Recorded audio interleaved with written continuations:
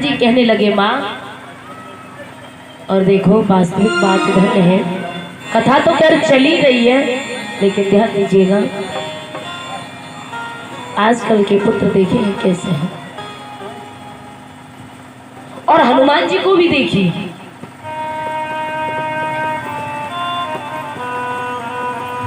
और एक पुत्र कौन था? प्रभु श्री राम को देखिए, वो तो अपनी माँ भी नहीं थी, सौतेली माँ थी। कौन? कैकई। कैकई सौतेली माँ होने के बावजूद भी 14 वर्ष वन में जाने के लिए स्वीकार किया। और आज का पुत्र वो तो सौतेली माँ थी। यदि अपनी माँ कह दे कि बेटा एक दिन आके ले चलो जा, तो जा सकता है? जा सकता है? नहीं जा सकता। और एक पुत्र वो भी था, कौन? श्रवण कुमार, जो अपने माता पिता की सेवा में अपने प्राणों की बाजी लगा गया। और एक पुत्र ये भी थे जिनकी आप कथा सुन रहे, प्रभु श्री राम।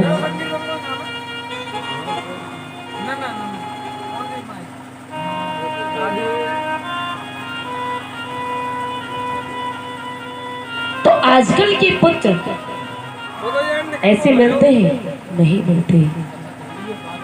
जब माँ बालक को जन्म देती है, देखो बातें ना करें, जब माँ बालक को जन्म देती है तो अपनी अंतिम सांसों से जूझ जाती है, अपनी मृत्यु के साक्षात दर्शन कर लेती है। क्या लालच है उसे?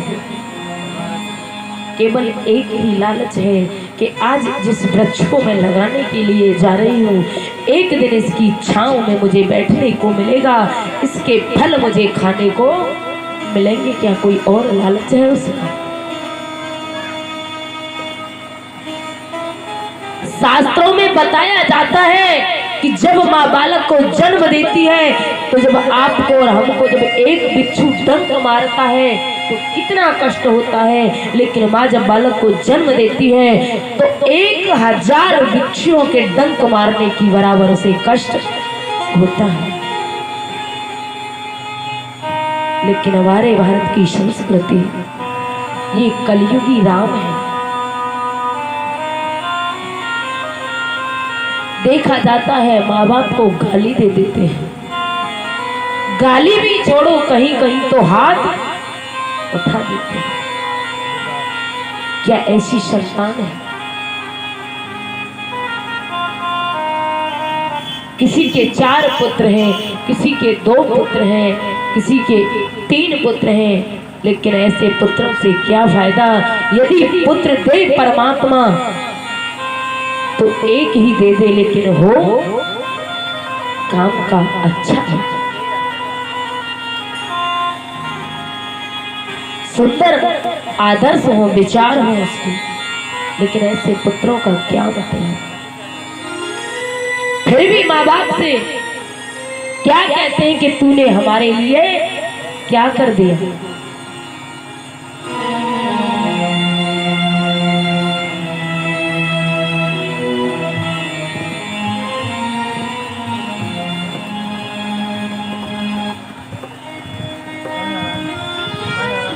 फिर भी कहते हैं कि तुमने हमारे लिए क्या कर दिया?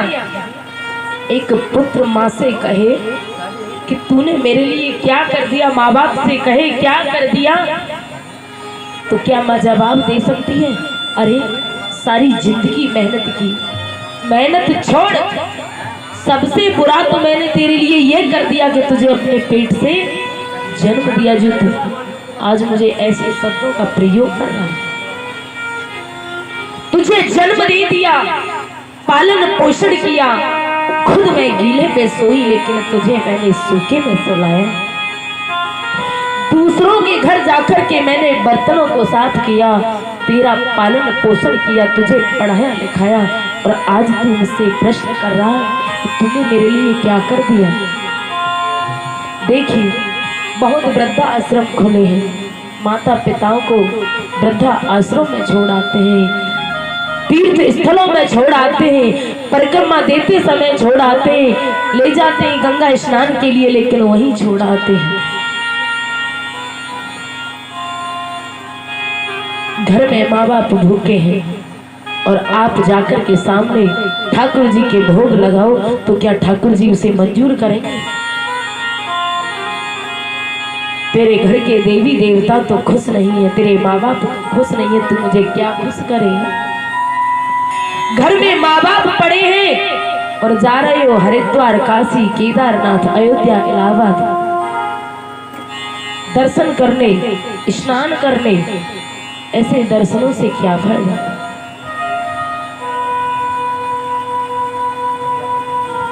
ये कलयुगी राम के लक्षण है, बहुत कम देखने को मिलता है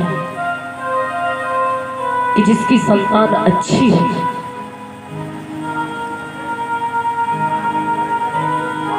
लेकिन कहावत में क्या आता है, बड़े बूढ़े कह देते, पुरानी कहावत है कि बेटा तो बहुत अच्छा था लेकिन जिस दिन से ये खारे मूड की आई है तब से लला बदल गए। यानी उसने ऐसा क्या जादू किया जो लड़का बदल गया? लड़के के अंदर इतनी पावर नहीं है कि वो अपने माँ बाप को देख सके, लेकिन बात भी सत्य है, बदल गया। अगर माँ बाप को चुनता है तो मुझे छोड़ना पड़ेगा, लेकिन लड़का बेचारा क्या करे, उसे भी नहीं छोड़ सकता। लेकिन माँ बाप को छोड़ देगा लेकिन पत्नी को नहीं छोड़ सकता। अरे ये गलती है, पत्नी तो दूसरी भी मिल जाएगी, दोबारा मिल जाएगी, लेकिन माँ बाप दोबारा नहीं मिल सकते। क्या मिल सकते हैं माँ बाप? दोबारा नहीं मिल सकते। माँ बाप का तो हमारे ऊपर इतना बड़ा ऋण होता है, इतना बड़ा कर्ज होता है कि यदि हम 7 जन्म धारण भी करें तो भी माँ के दूध से कर्ज नहीं चुका सकते, ऋण से उऋण नहीं हो सकते। यदि हम कहें कि अपनी चमड़ी की जूती बना करके माँ के पैरों में डाल दी जाए तो भी कम नहीं है, तो भी ज्यादा नहीं है, वो भी कम है। क्यों? क्योंकि ये चमड़ी किसने दी है? हमें माँ ने दी है। लेकिन ऐसा नहीं है।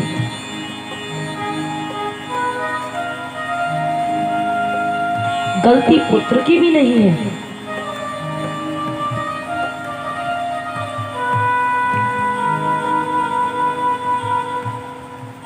कहते न बदले कहीं नहीं गए, बदले यही है। जैसा करोगे वैसा भरोगे। बच्चे भी जैसा देखते हैं वैसा करते हैं।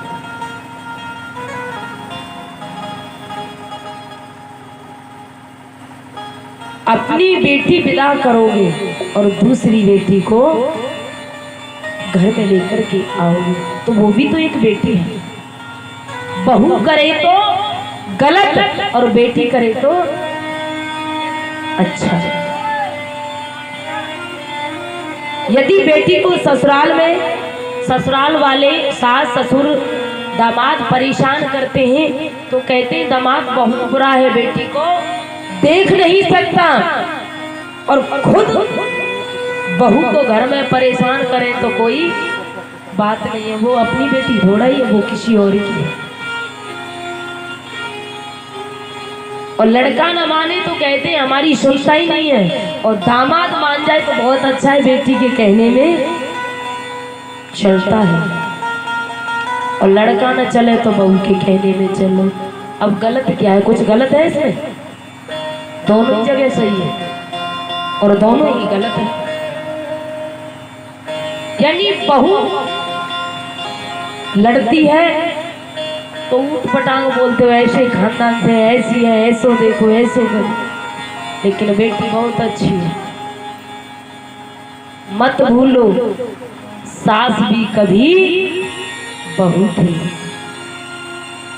डायरेक्टली सास नहीं बनी, वो भी कभी बहू थी। लेकिन बहुओं से ये और कह देती हैं, बोले हम तो तेरे संग कछू ना करे, लेकिन हमारी सास ने तो बड़े बड़े परेशान करे, हमसे चाकी भिजवाई, हमसे सारे घर के कपड़े धुलवाए, खाना बनवाया, खेतों पे भी जाते थे, पशुओं का काम भी करते थे, बच्चों को भी नहीं देख पाते थे। लेकिन तुम तो एक ही काम पे हो, घर में रोटी बनाए रही हो, और तब तुम लड़ रही हो हमसे।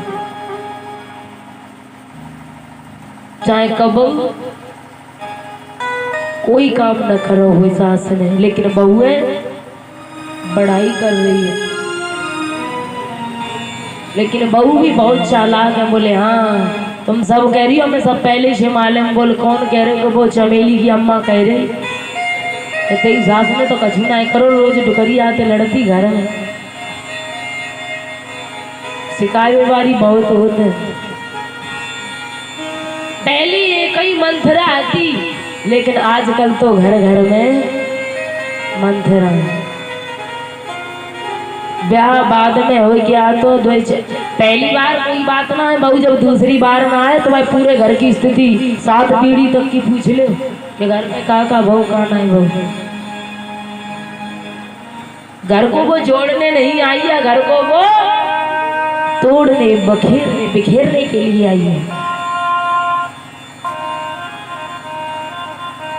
तो इसमें कोई भी गलती नहीं है। लेकिन प्रश्न उठता है, आज हनुमान जी कहने लगे कि माँ मैं तुझसे मना नहीं कर सकता। और देखिए हनुमान जी को कितना बड़ा त्याग है, हनुमान जी का माँ के प्रति कितना प्रेम है। जिस वक्त भगवान राम ने रावण को मारा और मारने के बाद सीता को पुष्पक विमान में लेकर के जा रहे थे, तो हनुमान ने कहा प्रभु थोड़ा अपने इस पुष्पक विमान को अंजनी पर्वत पर रोक लेना, मेरी मैया अंजनी बैठी होंगी, थोड़ा सा आपके दर्शन उनको भी हो जाएंगे। बोले कोई बात नहीं हनुमान। आज हनुमान जी उस पुष्पक विमान को अंजनी पर्वत पर रुकवाते हैं। जैसे ही उतर करके उससे आए तो अंजनी मैया के पैरों को स्पर्श करते हैं, तो अंजनी पीछे को हट गई और हनुमान से कहने लगी हनुमान मैंने तुझे राम के साथ क्यों भेजा था? बोले मैया सेवा के लिए। बोले सेवा की? बोले हाँ मैया की। बोले हनुमान एक बात बता, भगवान को रावण से युद्ध तो नहीं करना पड़ा? हनुमान जी कहने लगे माँ करना। बोले राम को युद्ध करना पड़ा? बोले हाँ। कि हनुमान इसी वक्त मेरी आंखों के सामने से दूर हो जा, इस वक्त तू मेरे पैरों को नहीं छू सकता। तू जानता है आज तूने मेरी कोख को लजा दिया। अरे मैंने तुझे किस लिए भेजा था? मैंने इसलिए नहीं भेजा कि सेवा ही करना, मैंने तो तुझे इसलिए भेजा था कि राम को रावण से युद्ध नहीं करना पड़े। लेकिन राम को तो युद्ध करना पड़ा। तू क्या कर रहा था वहां? तू जानता है मैंने तुझे कौन सा दूध पिलाया है? आज वेद व्यास जी कहने लगे, वाल्मीकि रामायण में लिखा है वाल्मीकि जी ने, बोले अंजनी के स्तन से एक दूध की धार निकली, पहाड़ पर पत्थर पर जाकर के गिरी तो उस पत्थर में दरार पड़ गई। बोले मैंने तुझे ये वाला दूध पिलाया है। जा किसी वक्त मेरी आंखों के सामने से दूर हो जा, तो मेरे पैरों को स्पर्श नहीं कर सकता। आज हनुमान जी रोकर के मरने के लिए जाने लगे। राम कहने लगे हनुमान क्या कर रहे हो? बोले नहीं प्रभु, आज मेरी माँ मुझसे रूठ गई है, यदि आप रूठ जाते तो मैं मना सकता था, मेरे अंदर इतनी ताकत थी, लेकिन अब मेरे अंदर ताकत नहीं है कि आज मैं अपनी रूठ हुई माँ को मना लूं। राम कहने लगे माँ, अरे माँ तुम तो धन्य हो ऐसे पुत्र को पाकर के। आप जानती हो ये दुनिया मेरी कर्जदार है माँ, लेकिन मैं तेरे पुत्र का कर्जदार हूं। बोले कैसे? बोले माँ ये दुनिया मेरी कर्जदार है, लेकिन मैं तेरे पुत्र का कर्जदार हूँ। सुनी कभी तो उड़ने में नाही, अरे मैं तेरे पुत्र का, तेरे दूध का कर्जदार हूँ। लेकिन हनुमान से कहने लगे हनुमान ऐसा मत करिए। लेकिन हनुमान जी कहने लगे प्रभु इस वक्त मुझे मत रोकिए, मुझे मर जाना चाहिए। आज मेरी माँ ने मुझे पैर नहीं छूने दिए, तो इस संसार में जी करके क्या करूंगा मैं। और आप जानते हो प्रभु बात भी सत्य है। किसी ने बड़ा सुंदर लिखा है, फुलवाड़ी कोई उजड़े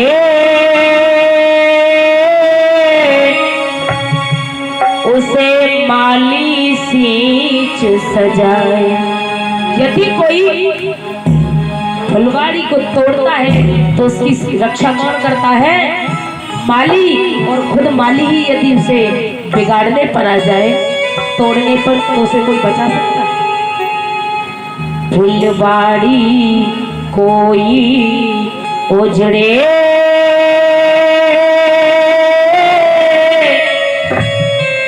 उसे माली सींच सजाए। खुद माली ही बागे उजाड़े उसे कौन बचाए? उसे कौन बचाए? उसे कौन बचाए?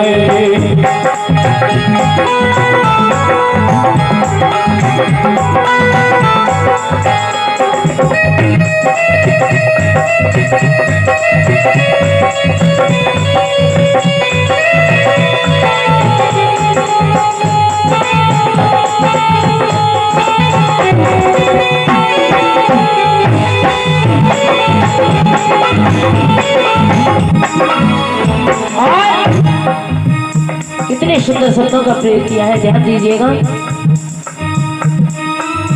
कितना पावन और निर्मल है माँ बेटे का नाता। 9 मास गर्भ में रखती उस बाप में शीश नवा। 9 मास गर्भ में रखती उस बाप में शीश नवा।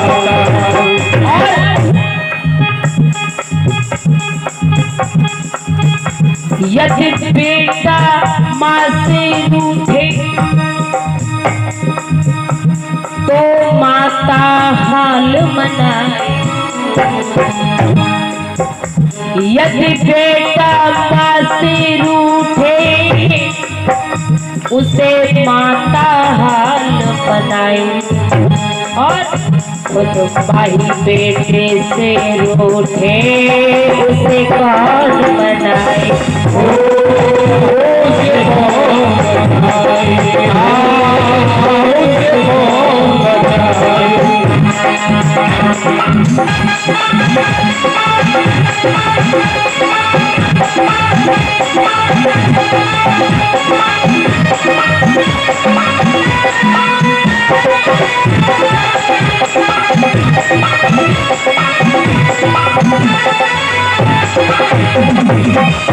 और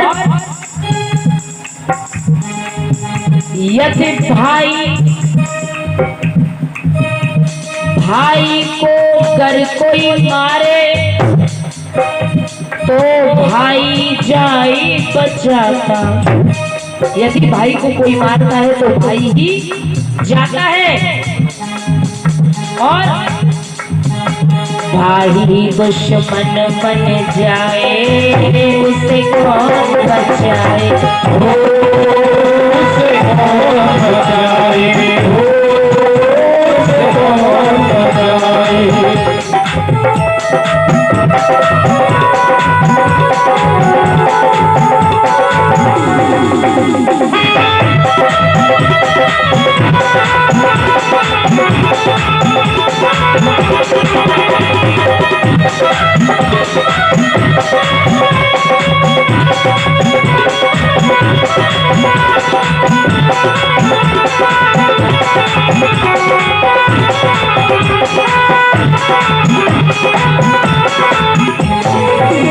उसी कवि ने बड़ी सुंदर कल्पना की है।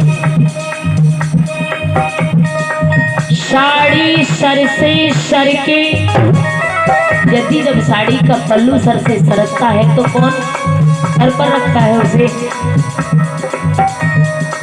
साड़ी सर से सर के सतवती आई बचाए,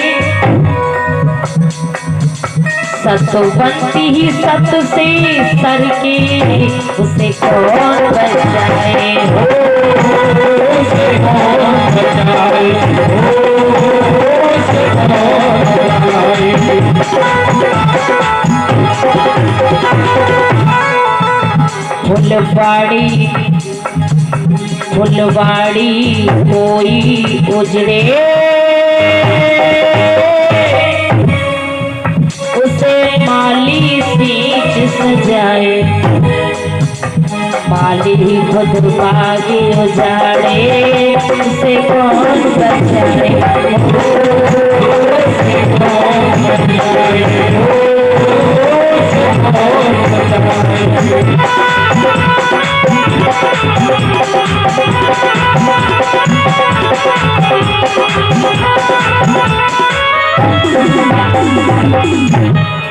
आज भगवान राम कहने लगे, मैया तेरे जैसे पुत्र तो हो नहीं सकता, क्योंकि दुनिया मेरी कर्जदार है, लेकिन मैं तेरे पुत्र का कर्जदार हूँ। कहाँ तक बात बढ़ाई जाए समय को देखते हुए। आज हनुमान जी कहने लगे, माँ तू जानती है भगवान ने भी ये कहा है कि जो मेरी शरण में आ जाता है मैं उसे नहीं त्यागता। और रामायण में भी लिखा है, कोटे भी प्रबध लाग ही जाऊ, आई शरण तजई नहीं का।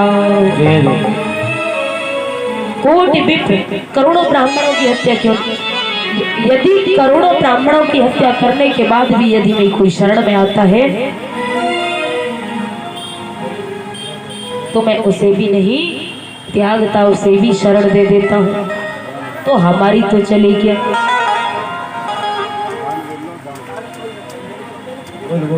बोलिए राजा रामचंद्र भगवान की जय।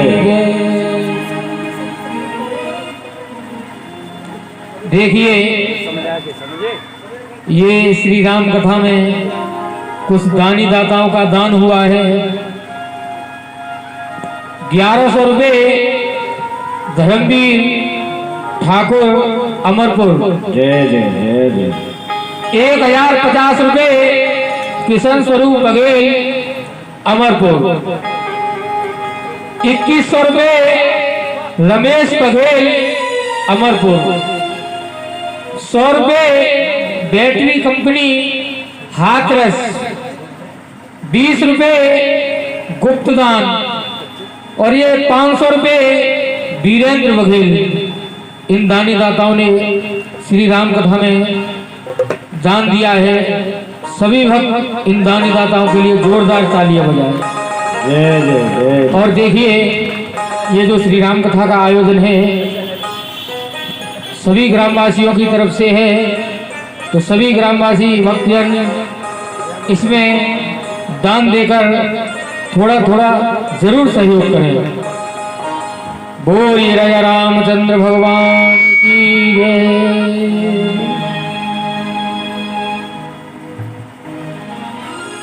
श्री राधे।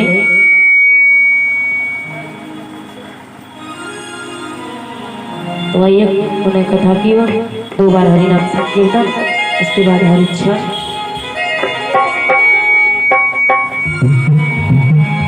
गुरुदेव सवरिया मेरे, मेरा कोई न सहारा तेरे। गुरुदेव सवरिया मेरे, मेरा कोई न सहारा तेरे। गुरुदेव सवरिया मेरे, मेरा कोई न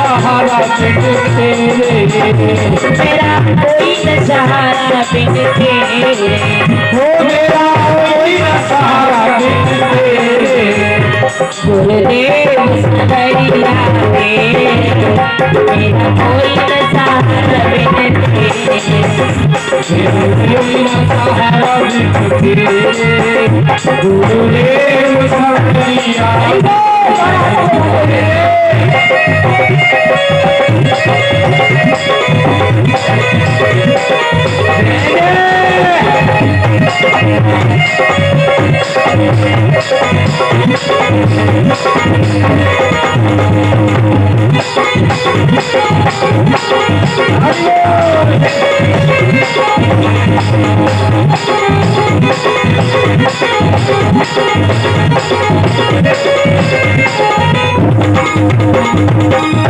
तुम्हें नहीं कोई ज्ञान सिखाया करो, ज्ञान सिखाया गुरु। भक्ति का पाठ पढ़ाया प्रभु, भक्ति का पाठ पढ़ाया गुरु।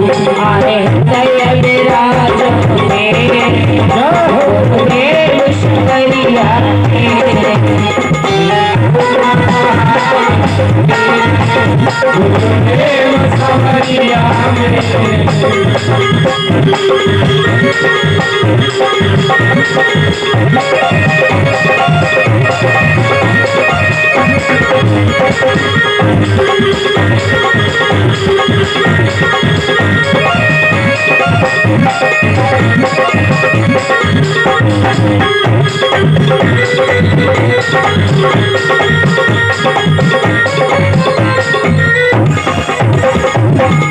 प्रभु मैं मूर्ख खलकामी, प्रभु मैं मूर्ख खलगामी, प्रभु मैं शिविका तुम स्वामी, प्रभु मैं सेवा तुम स्वामी।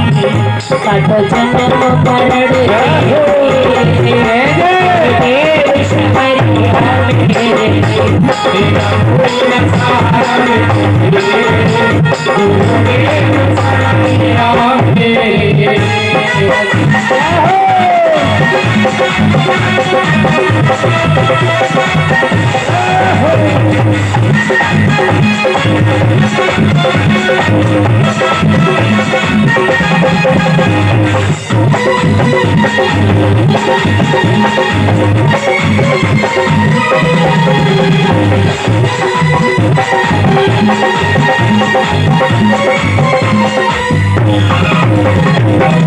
बोलिए गुरुदेव भगवान की जय।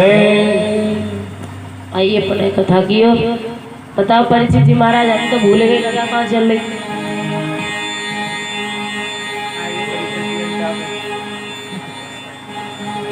हैं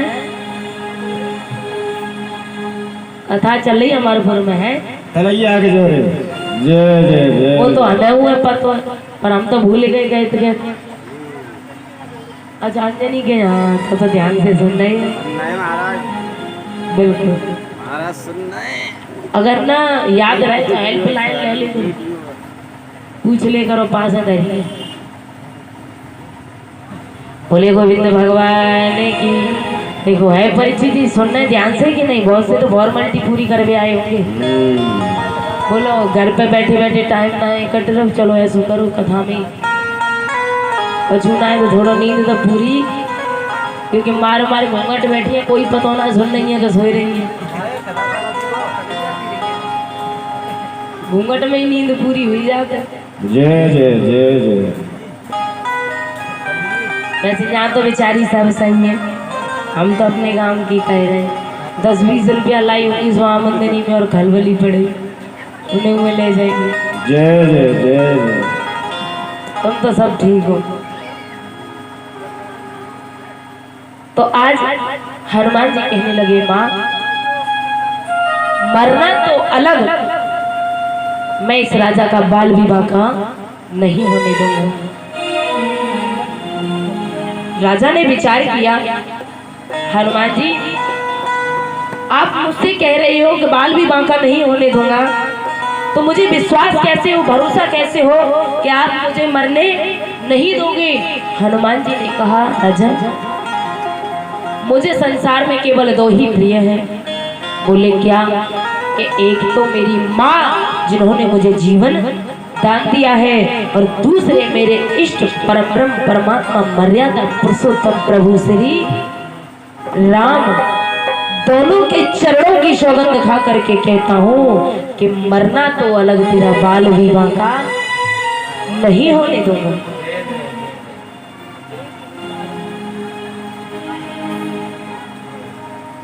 आज हनुमान जी ने प्रतिज्ञा की है माँ और प्रभु श्री राम के चरणों की सौगंध खाकर, और राम ने प्रतिज्ञा की है गुरुदेव के चरणों की सौगंध खाकर।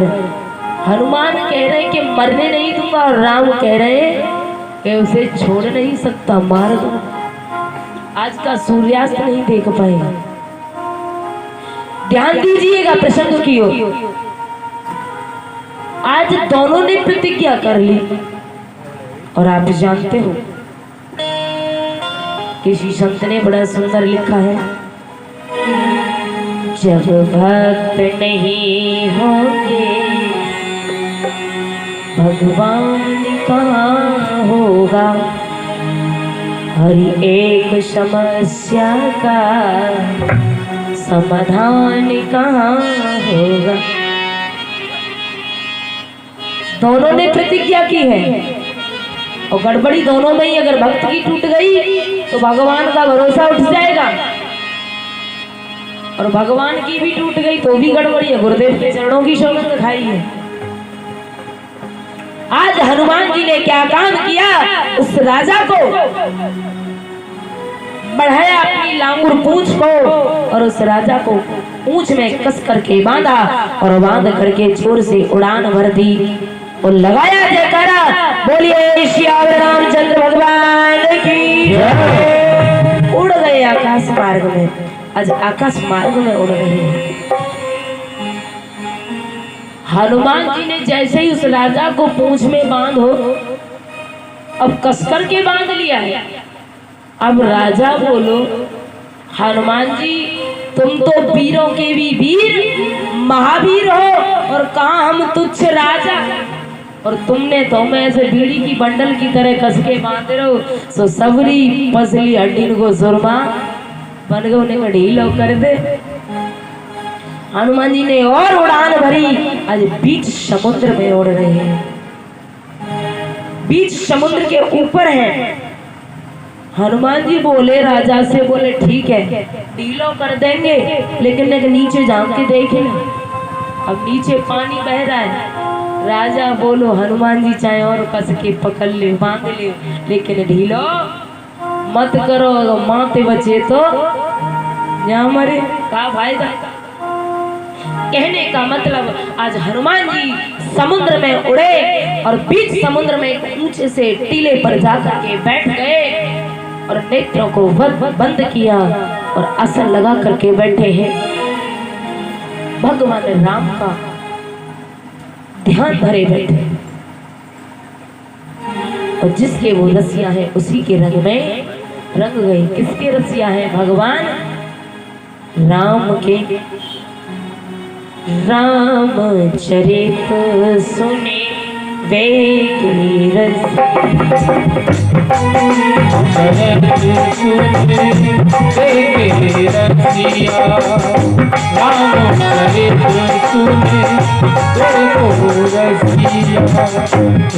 रामचरित सुने वे की रसिया, रामचरित सुने वे को रसिया, राम लक्ष्मण सीता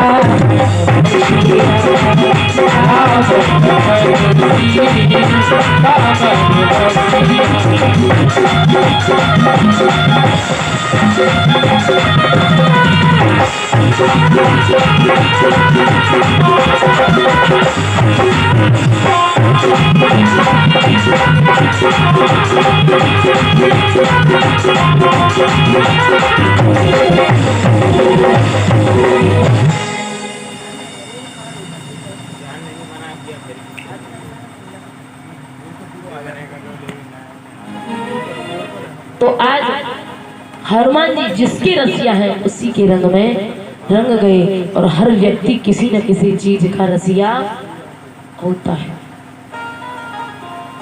हर व्यक्ति होता है, ये नहीं है कि हनुमान जी है।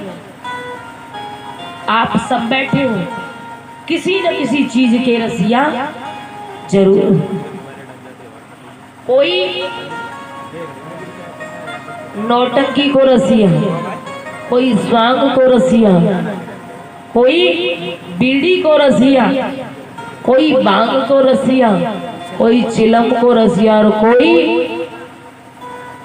यहाँ तो बहुत रसिया है और एक रसिया ना दिखाई दे रहा।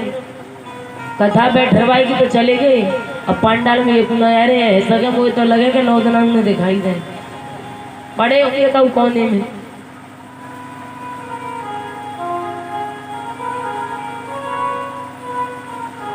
कर लेते हमारे तो 2 चेहरे की शकल नहीं देखी। ऐसे कथा कराने से क्या फायदा। रसिया बनो, ऐसे रसिया मत बनो जो कथा पांडालों में छोड़ के परे रहे। ऐसे रसिया बनो जिससे अपना भी कल्याण हो। आज हनुमान जी राम के रसिया हैं। जैसे ध्यान दीजिएगा, हर व्यक्ति किसी न किसी चीज का रसिया होता है। एक लड़का बहुत पढ़ा लिखा था और गया गंगा स्नान के लिए, तो गंगा के घाट पर पहुंचा, नाव चलाने वाले के पास पहुंचा। बोले भैया हमें थोड़ा जल विहार करना, यानी नाव में बैठ करके थोड़ा भ्रमण करना है, करा सकते हो? बोले क्यों नहीं, नाव इसीलिए लेके बैठे हम। बोले ठीक है। कुछ ज्यादा पढ़ा लिखा था, हाथ में एंड्रॉइड फोन था, कानन में लीड लगाए रखी ईयरफोन, नाव में बैठ गया और नाव चलाने वाले से प्रश्न कर रहा है। बोले भैया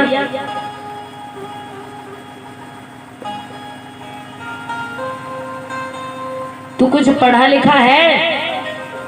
नाव चलाने वाला बोलो भैया मेरी तो चली का, हमारे बाप दादे नहीं पढ़े।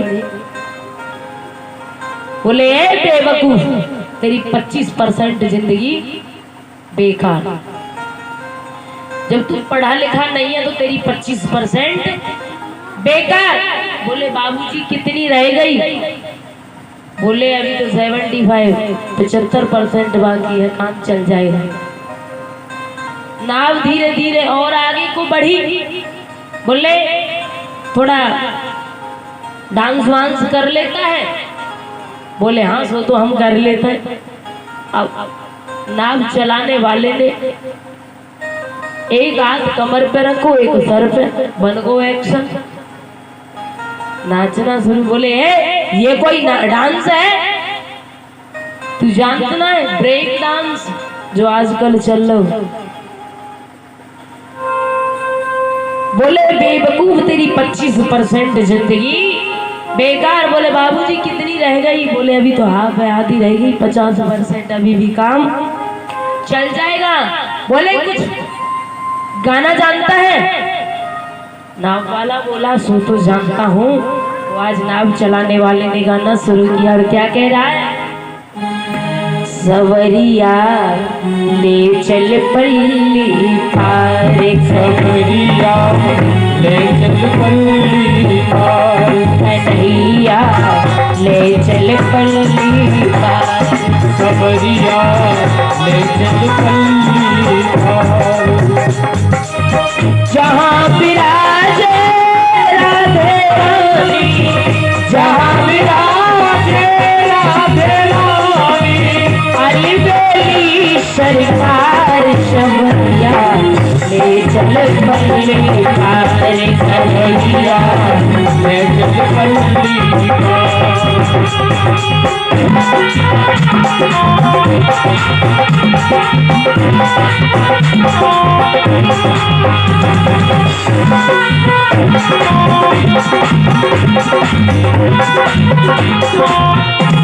और कहने लगा है कन्हैया, पार लगा चाहे नाव डुबा दे, पार लगा चाहे नाव डुबा दे, फूल बिछा चाहे कांटे बिछा दे, फूल बिछा चाहे कांटे बिछा दे, तुम ही मेरी नाव के माझी, तुम ही मेरी नाव के माझी, तुम ही हो पतवार शबरिया, चल पल्ली पार शबरिया, ले चल पल्ली पार,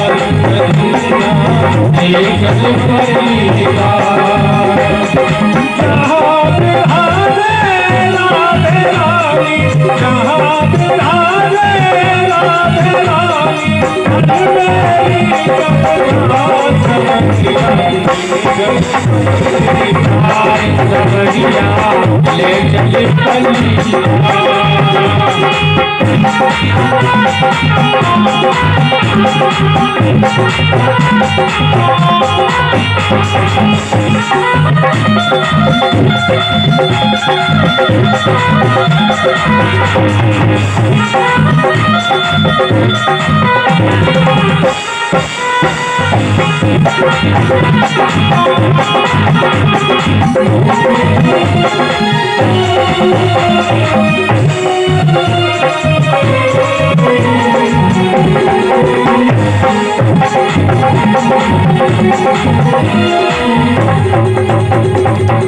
आज जैसे ही गाना शुरू किया, पढ़े लिखे बाबूजी बोले बेवकूफी ये कोई गाना है, तेरी 25% जिंदगी और बेकार।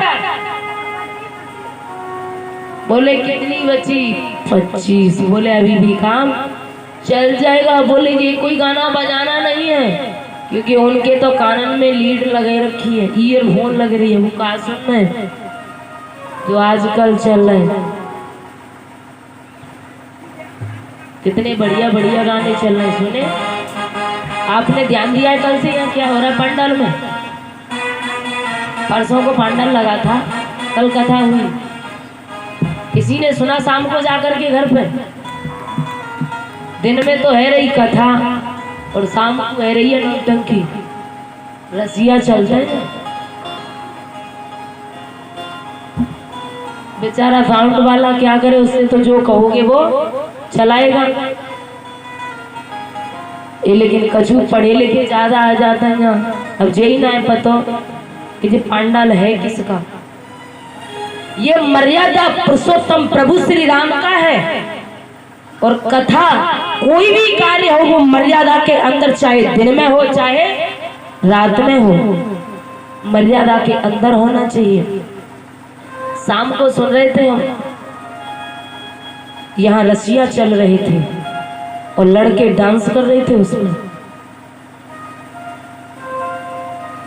कहने की जरूरत ना पड़े, आज शाम को 9 दिन कथा चलेगी। आज से 7 दिन बाकी रह गए, और 7 दिन में अगर हमने कहीं भी रसिया सुना, कोई भी कैसा भी गाना चलाया, तो फिर समझ लेना बुरा, बहुत नतीजा बुरा निकलेगा इसका।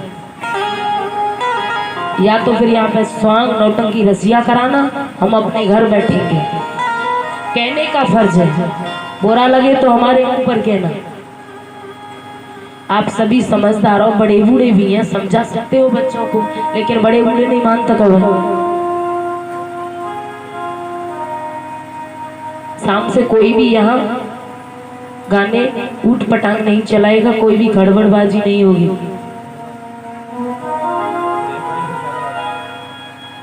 भजन चलाओ, भगवान राम के हैं, कृष्ण के हैं, कितने सुंदर सुंदर भजन हैं। बोलिए गोविंद भगवान की। तो वो सुन रहे आजकल के गाने सपना चौधरी के जो चल रहे हैं, बच्चा बच्चा जानता है, हाथ में मोबाइल दे दो, बालक सब कुछ जानते हैं।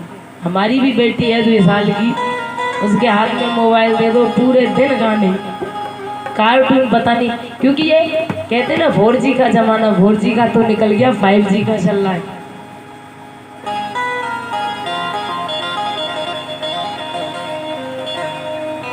तो आज नाव चल रही है, ध्यान दीजिएगा।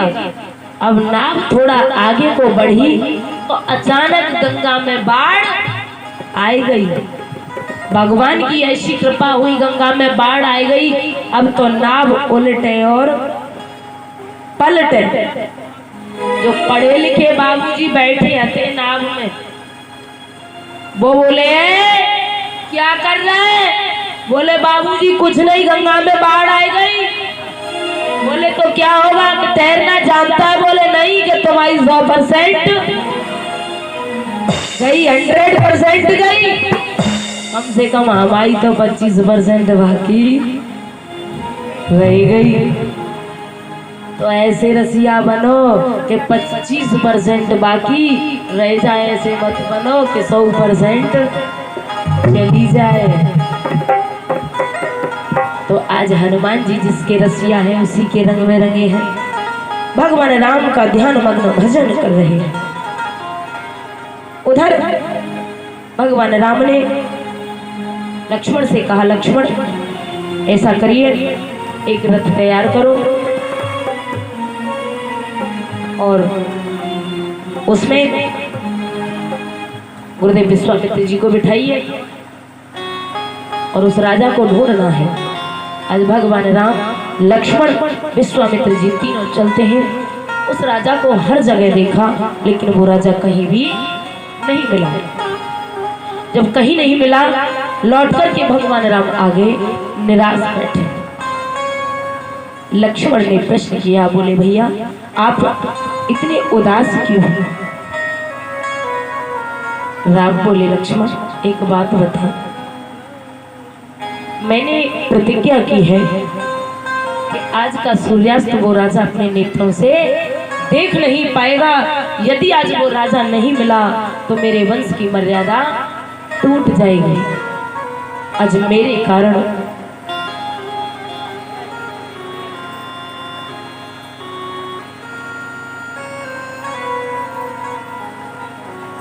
बोले, इसमें चिंता करने वाली बात कौन सी है भैया, आप परेशान न हो। बोले क्यों, कि आप जानते हो? बोले क्या? कि आपने उस राजा को हर जगह देखा है, लेकिन वो आपको कहीं नहीं मिला। लेकिन एक बात याद है? बोले क्या? कि हमारे दरवाजे पर एक चौकीदार ऐसा है जो चौकीदारी करता है, और यदि वो कभी छुट्टी लेता है तो कोई एप्लीकेशन, प्रार्थना पत्र वगैरह सूचना भेज देता है। लेकिन आज तो न उसने कोई पत्र भेजा है, न कोई सूचना भेजी है, और न ड्यूटी पर आया है। भगवान राम बोले, इसका मतलब? बोले आप समझ नहीं पाए, वो कौन है? आप लोग जानते हो वो कौन है? राम तुम्हारे तुम रखवारे, हो तन आज्ञा बिन पैसारे। कौन है वो? हनुमान जी महाराज। राम बोले, लक्ष्मण बताने की जरूरत नहीं है, मेरे रथ को उधर ही डाल दो जिधर हनुमान जी बैठे हैं। आज लक्ष्मण स्वयं उस रथ के सारथी बने हैं और उधर ही रथ डाल दिया जिधर हनुमान बैठे हैं। आज राम सीधे हनुमान के सामने पहुंचे, लेकिन हनुमान के तो नेत्र बंद हैं। लेकिन जो पीछे राजा बैठो ना, उसकी नजर रास्ते की तरफ है कि कहूं वो राजा ना आ जाए। अब उसकी तो नजर भगवान की तरफ पड़ी, तुरंत हनुमान जी की पीठ में उंगली कर दी, बोले आए गए। हनुमान जी बोले, कौन आए गए? कि वे ही आए गए जिनने हमें मारने की प्रतिज्ञा करी अति। जैसे ही हनुमान जी ने नेत्र खोले बोले तो क्या देखा कि प्रभु श्री राम खड़े। हनुमान जी बोले राजा से, बोले ये तो मेरे प्रभु श्री राम है। बोले हाँ जी, ये जिनने हमें मारने की प्रतिज्ञा करी। हनुमान जी बोले ये तो अनर्थ हो गया, ये तो मेरे इष्ट है। आज हनुमान जी ने अपने हृदय रूपी कपाट को खोला और भगवान राम को अंदर प्रवेश कर लिया। राम बोले हनुमान जी से, हनुमान इस राजा को छोड़ दो। हनुमान बोले प्रभु मैं इस राजा को नहीं छोड़ सकता।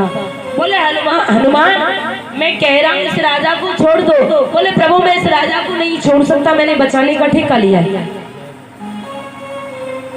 इसे मरने नहीं दूंगा।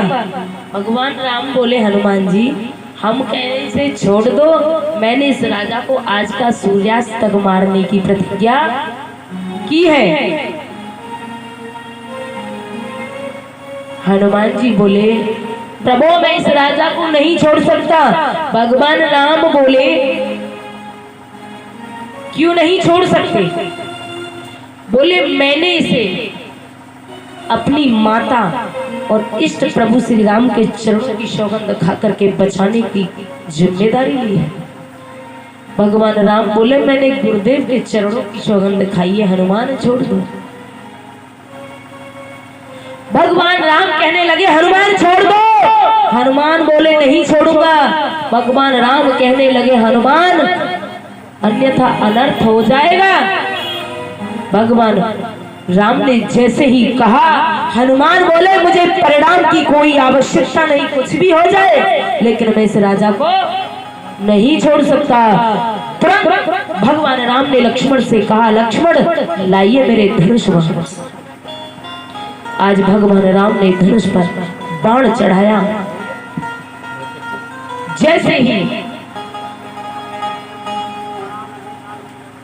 उस बाण का प्रहार किया तो आज वो बाण हनुमान जी के हृदय को स्पर्श करता हुआ तुरंत लौट करके उनकी तरकस में आ गए।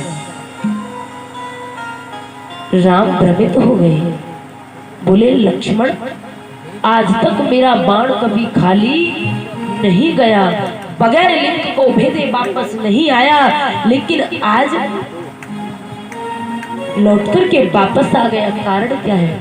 आप लोग बताइए क्या कारण है? क्यों नहीं लगा हनुमान के बाण?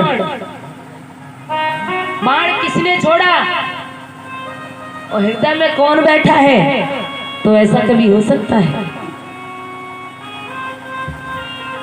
राम को क्रोध आया। आज राम ने प्राणघातक शक्ति का प्रहार किया जो हनुमान जी के हृदय को चीरती हुई पार निकल गई। जैसे ही पार निकली तुरंत राम जी बेहोश होकर के जमीन पर गिर पड़े। लक्ष्मण ये देख रहे दृश्य चकित रह गए।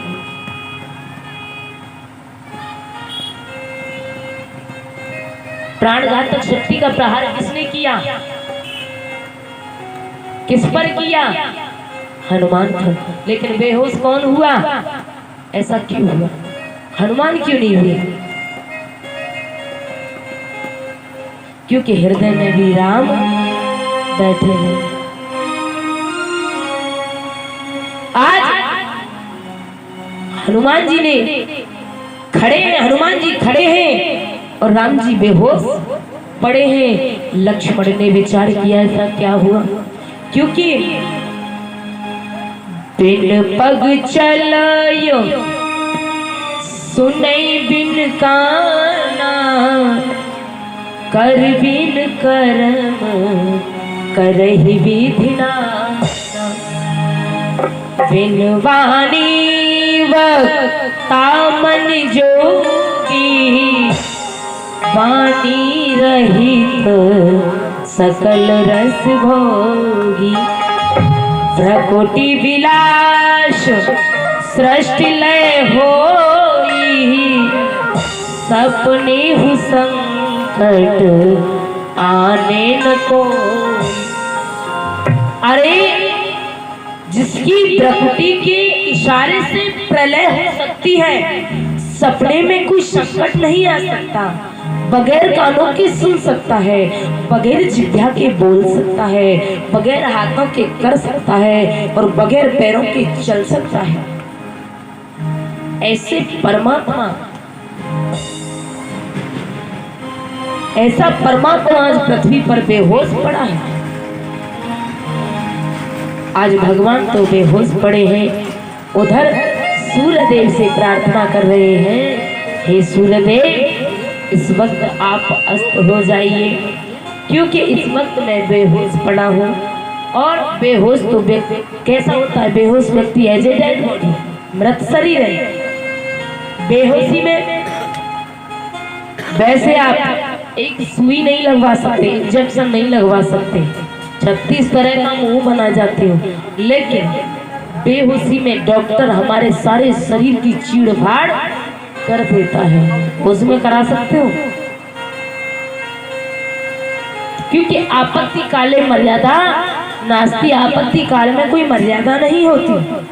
मैं बेहोश पड़ा हूँ और इस वक्त आप अस्त हो जाओगे तो मेरी भी प्रतिज्ञा रह जाएगी और भक्त की भी प्रतिज्ञा रह जाएगी, क्योंकि मेरी तो केवल सूर्यास्त अस्त होने से पहले की है। आज तुरंत सूर्यदेव अस्त हो गए। जैसे ही अस्त हुए लक्ष्मण दौड़े और हनुमान जी के हृदय से उस प्राणघातक शक्ति को निकाला। तुरंत राम जी उठ करके खड़े हो गए। आज दोनों आमने सामने हैं।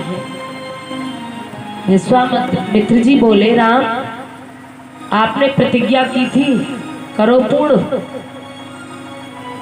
राम बोले, गुरुदेव क्षमा करना, अब मैं पूर्ण नहीं कर सकता, क्योंकि मेरी तो प्रतिज्ञा सूर्यास्त होने से पहले की थी, लेकिन इस वक्त तो सूर्यास्त हो चुका है।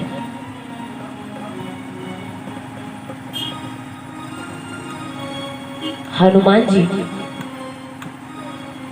भगवान राम से कह रहे हैं, प्रभु आप जानते थे यदि आज मैंने इस राजा को छोड़ दिया होता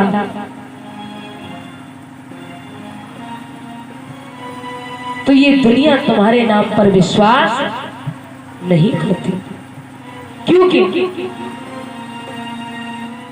देखो भगवान राम ने उस राजा को किसके बल से बचाया? धनुष बाण के बल से नहीं, क्योंकि वो तो शस्त्र में आते हैं। किसका सहारा लिया? भगवान राम के नाम का सहारा लिया। खुद हनुमान जी जैसे भक्त राम से कह रहे हैं, न तो मैंने आपकी सेवा की है और न करूंगा कभी भी जीवन में। आज हनुमान जैसा भक्त कह रहा है कि न तो कभी सेवा की है और न करने वाला हूं। आखिरकार बचाया किससे? बोले उस राजा को, क्योंकि राम से बड़ा उनका नाम है। एक बार ऐसा हुआ, समुद्र का जो पुल बनाया जा रहा था, तो बानर भालू पहाड़ और पत्थर लाला करके नल और नील के हाथ में दे रहे थे। तो एक पर रा लिखते और एक पर मां लिखते थे और दोनों जुड़ करके राम बन जाते थे। तो नल और नील उस पहाड़ को, उस पत्थर को जब समुद्र में छोड़ते तो वो डूबता नहीं बल्कि वो तैरता था।